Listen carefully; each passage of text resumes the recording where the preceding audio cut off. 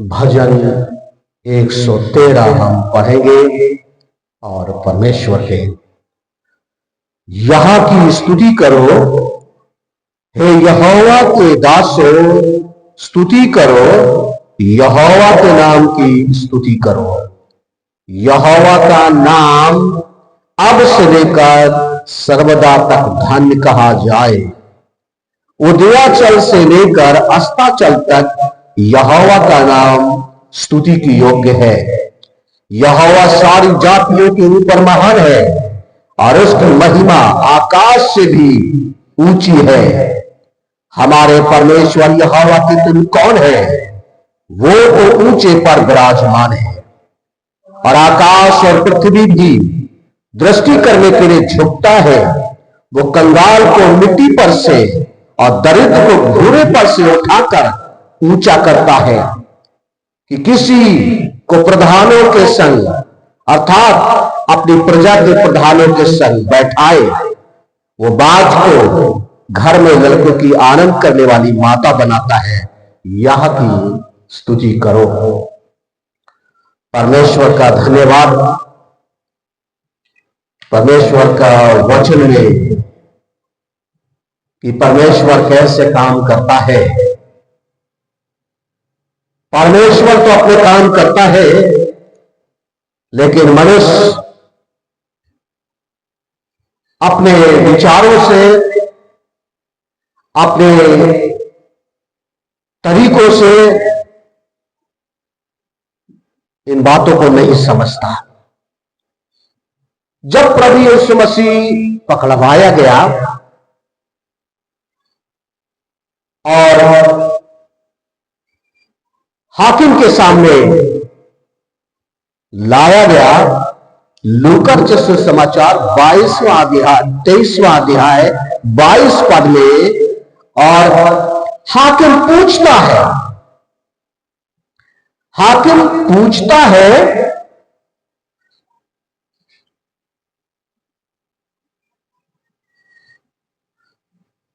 लोगों से, जो लोगों ने प्रभु यीशु मसीह को पकड़ाया था। 23 का 22 पद इस प्रकार से लिखा है। उसने तीसरी बार उनसे कहा, उस व्यक्ति ने, उस हाकिम ने तीसरी बार लोगों से कहा। क्या कहा? उसने कौन सी बुराई की है? प्रभु यीशु मसीह ने आज जहां भी जाए, जिस किसी के मुंह से सुने, तमाम लोगों के, धार्मिक लोगों के मुंह से केवल एक ही बात निकलती है, यीशु के विरुद्ध में। लोगों से पूछता है कौन सी बुराई की है, या उसने भजस्यता यशायाह किताब 53 में 3-4 पद में लिखा है। वहां पर लोगों ने बहुत पहले परमेश्वर के दासों ने कहा, हमने उसका क्या किया? मूल्य, हम मूल्य ही नहीं समझ रहे हैं। आप पढ़िए इस 53-3-4।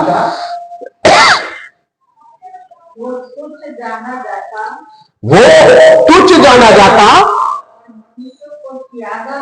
और मनुष्यों को त्यागा हुआ जाता था। वो दुखी पुरुष था, रोग से उसकी जान पहचान थी। लोग उससे क्या कर लेते थे? मुंह फेर लेते थे। बुराई कुछ नहीं है, बुराई कुछ नहीं है, फिर भी पूछता है इस तमाम बातों के कारण से। हाँ, और पढ़े। वो वो तुच्छ जाना गया, हमने उसका मूल्य न समझा, हमारे लोगों को सह लिया, सब कुछ उसने मेरे लिए सह लिया, और हमारे दुखों को उठा लिया, हमारे दुखों को उठा लिया। हमने उसे परमेश्वर का मारा कूटा, हम उसे परमेश्वर का मारा कूटा समझते रहे। इसलिए बुराई क्या है? बाइबल कहती है प्रभु यीशु मसीह के पास लोग आते थे। लूका की किताब में और बड़े अच्छे से वहां लिखा है 20वें अध्याय में, लोग आए और प्रभु यीशु मसीह के पास और पूछा, प्रभु तू किसी की परवाह किए बिना, तू किसी की परवाह किए बिना परमेश्वर का मार्ग सच्चाई से सिखाता है। परमेश्वर का मार्ग सच्चाई से सिखाता है। परमेश्वर के सच्चाई से लोगों को सिखाना, यही बुराई है। लोग गलत रास्ता सिखाओ, वाह क्या तारीफ की बात है। गलत जिंदगी, गलत रास्ते में चलो, जिसका बाद क्या है? कोई जीवन में कोई उम्मीद नहीं है, कोई आशा नहीं है। और पिलातुस हाकिम पूछता है, उसमें कौन सी बुराई? आज लोगों से भी पूछता है, जब उसके विषय में सच्चाई जानते नहीं है, सच जानते नहीं है, फिर भी बाइबल कहती है मत्ती के 5:20 में कि वो धार्मिकता और परमेश्वर के वचन में 7 में यूहन्ना में उसने परमेश्वर के सच्चाई को सिखाया और लोग क्या करते रहे? क्योंकि उसने लोगों को चंगा किया, उसने लोगों को पापियों से, बुरे लोगों से प्यार किया, या वो प्यार करता है।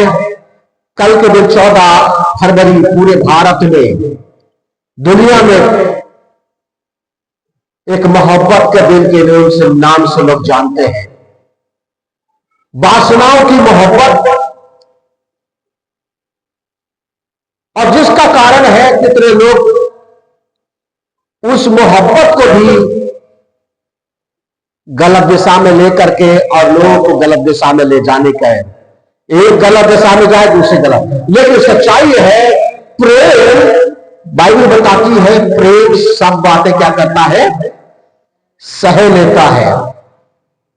हम उसे बुरा समझते हैं, मारा कूटा समझते हैं, परमेश्वर का सब कुछ त्यागा हुआ, हम उसका कोई मूल्य नहीं समझते, जबकि वो सब कुछ मेरे लिए करता है। फिर भी हम उस पर क्या कर देते हैं? हाकिम ने पूछा, उसने कौन सी बुराई की है? परमेश्वर का वचन कहता है जब बुराई के रास्ते पर लोग चले तो उनका जीवन, हम एक व्यक्ति का जीवन याद करते हैं संक्षिप्त में। लूका 15 अध्याय में एक अच्छा परिवार था। जब तक वो अपने पिता के साथ जुड़ा रहा तब तक उसका जीवन आनंद में था, लेकिन जैसे ही वो बुरी संगति की तरफ चला, उसका जीवन सब कुछ, वो सोचता था हम अच्छा कर रहे हैं, अच्छी योजना कर रहे हैं, पिता उस पर भरोसा करता था, लेकिन उसने कौन सा रास्ता चुना? मृत्यु का, कंगाली का, बुराई का, नशे का और तमाम प्रकार की गलत बातों का, और जिसका परिणाम उसे उस समय जब समझाया जाता था नहीं समझ में आ रहा था, लेकिन जब बर्बादी में चले गए तब उन्हें समझ में आया। एक और व्यक्ति का जिक्र है लूका सुसमाचार और उसके क्या नाम 12वें अध्याय 10वें अध्याय में, बाबा जो रह दीजिए 30 पद से एक व्यक्ति का जिक्र। जब तक वो परमेश्वर के घर में रहा तब तक खुशहाल था, अच्छा था, लेकिन जैसे ही गलत रास्ते की ओर चढ़ा, परमेश्वर घर से बाहर निकला, उसका जीवन का सब कुछ लुट गया। आज लोगों का सब कुछ लुट रहा है, बर्बाद हो रहा है सब कुछ, लेकिन फिर भी हम समझ नहीं पा रहे हैं, हम समझ नहीं पा रहे हैं और हम उंगली केवल यीशु की तरफ उंगली उठाते हैं। हाकिम पूछता है उसने कौन सी बुराई की है, उसमें कौन सी बुराई है? मैंने तीर जांचा उसका, मैंने जांचा, हेरोदेस ने जांचा, लेकिन कुछ भी उसमें दोष है, एक निर्दोष है। फिर भी लोग उंगली उठाते हैं। परमेश्वर का वचन, मैं जब एक इतिहास को पढ़ रहा था 1752 के बाद फ्रांस का, जब वहां के लोगों ने तमाम प्रकार के परमेश्वर के विरुद्ध योजना बनाई। परमेश्वर के लोगों के विरुद्ध योजना बनाने का मतलब था परमेश्वर के लोगों को तमाम तकलीफों से गुजरना पड़ा। इसके बाद उन्होंने कहा मैं अपनी मर्जी से सब कुछ चलाऊंगा। बाइबल को प्रतिबंधित कर दिया गया, परंतु ज्यादा समय नहीं रहा जब सब कुछ क्या बर्बादी की ओर चल पड़ा और सब कुछ बर्बाद हो गया, सब कुछ मनमानी हो गई। जवान लोग नशे के शिकार हो गए, जवान तमाम तरीके से बुरे रास्तों को चुन लिया। हर जगह समस्या और समस्या और अशांति। 3 साल बाद लोगों को समझ में आया बिना परमेश्वर के वचन के देश में खुशहाली लाना संभव नहीं है। इसलिए भजन संहिता अभी 113 पढ़ रहे थे, उद्याचल से लेकर के 3 पद में और अस्ताचल तक यहोवा परमेश्वर स्तुति के योग्य है। क्यों योग्य है? क्योंकि वो हमें सच्चाई से निर्भीकता के साथ परमेश्वर के मार्ग की सही दिशा में हमें चलाता है, हमारे बारे में चिंता करता है, हमारे भविष्य स्वास्थ्य की चिंता करता है, हमारे भविष्य की चिंता करता है, हमारे बच्चे की चिंता करता है, हमारे परिवारों की चिंता करता है, हमारे देश की चिंता करता है, सरकारों की चिंता करता है। इससे पहले कि कोई और परमेश्वर के वचन के मुताबिक परमेश्वर हम सबों से, आज भी मेरा भी यही सवाल है। जब पिछले दिनों में मैं कई प्रशासनिक अधिकारियों से पास गए और वहां जो कुछ मुझे महसूस हुआ उसके आधार पर एक ही बात पूछता है, उसने कौन सी बुराई है? परमेश्वर वो परमेश्वर है जो कंगाल को नीचे उठाने वाला है। वो परमेश्वर दरिद्र को घोड़े पर से सिंहासन पर बिठाने वाला है। वो परमेश्वर जो तमाम बातों को भी संतान, आज विज्ञान के युग में लोग कहते सब कुछ विज्ञान से संभव है, सब कुछ विज्ञान के द्वारा है। उस समय भी लोगों ने सोचा था विज्ञान से हम सब कुछ कर लेंगे, आज कृत्रिम से इंसान पैदा किए जा रहे हैं, बहुत कुछ किया जा रहा है, परंतु फिर भी हम इस बात को नहीं भुला सकेंगे कि इस कायनात का, इस सारी सृष्टि का परमेश्वर है।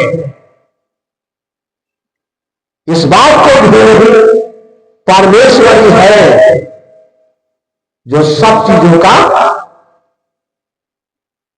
जिसके सामने आकाश और पृथ्वी झुकते हैं, उसके सामने कौन सी दुनिया की ताकत है जो नहीं, भले हमें समझ में नहीं आ रही है, जो लोग हमसे पूछ रहे हैं और आप पूछ रहे हैं, कौन सी बुराई है, कौन सी बुराई है? परमेश्वर हर एक से आज आशीषित करे। ये बात समझ में आए कि परमेश्वर ही है जो ऊंचे पर विराजमान है। परमेश्वर ही है जो सबसे ऊंचे पर विराजमान है और उसके सामने सब झुकते हैं, चाहे हम उसे समझें या ना समझें। लेकिन परमेश्वर, सच यह है कि परमेश्वर नीति नियम में बताता है, जब हमने अपना मार्ग चुन लिया और हम चलते गए और हमें लगा कि हम सब कुछ ठीक है, लेकिन जब अंत में पहुंचे तब हमें पता चला हम गलत थे, हम गलत थे।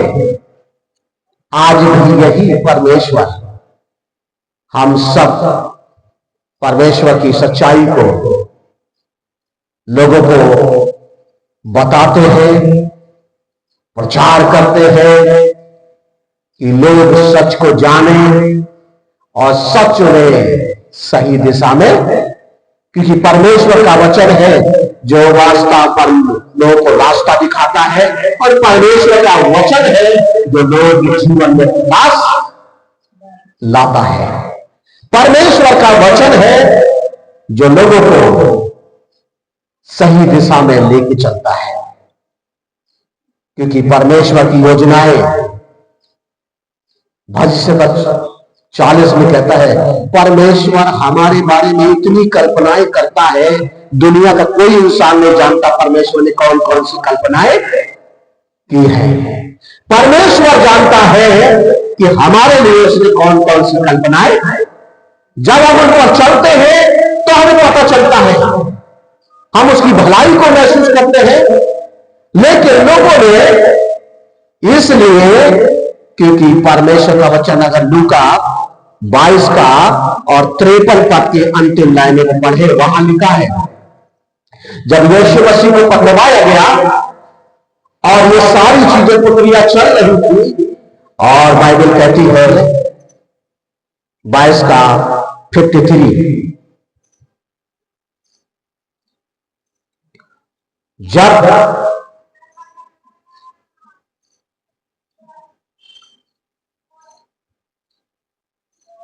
जब मैं मंदिर में हर दिन तुम्हारे और उनसे विचार कर नहीं, जब मैं मंदिर में हर दिन